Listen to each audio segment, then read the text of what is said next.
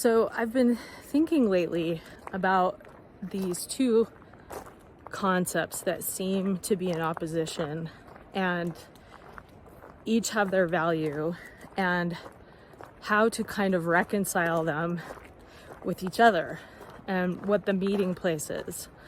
The two concepts are the idea that living outside of your comfort zone is the place of growth.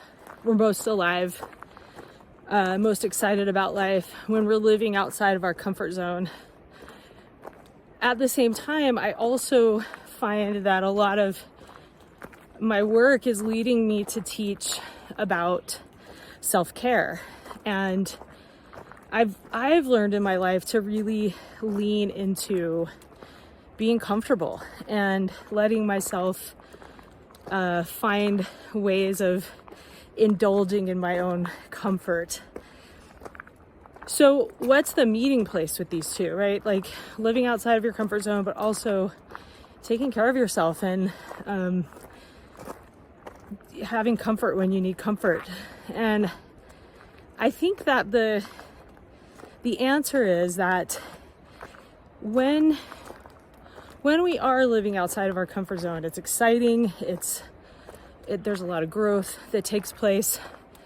It can also be tiring, and we need time to process and download the things that we're learning while we're living outside of our comfort zone. And then there's the balance of coming back in, letting ourselves rest. I think poets talk a lot about, especially like David Whyte, Mary Oliver, they refer to this idea of going into the dark. And David Whyte even has a poem where he says, the dark will be your home tonight. The night will give you a horizon further than you can see. Those times of rest are when we're able to assimilate and really integrate the things that we've learned while we've been outside of our comfort zone. I've been doing a lot of hiking this year, and I realized that if I don't rest in between really intense hikes, then it can become damaging to my body. And I need to really listen to my body and what it needs. The exercise is amazing, and it makes me feel really good, but not if I'm doing it all the time.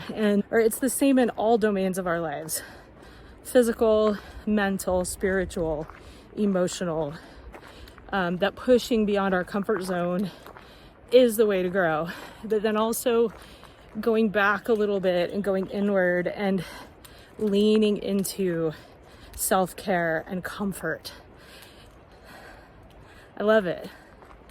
Living just outside the comfort zone, enough to facilitate growth. And then also really leaning into self-care and comfort and what might feel like to some a bit of self-indulgence from time to time.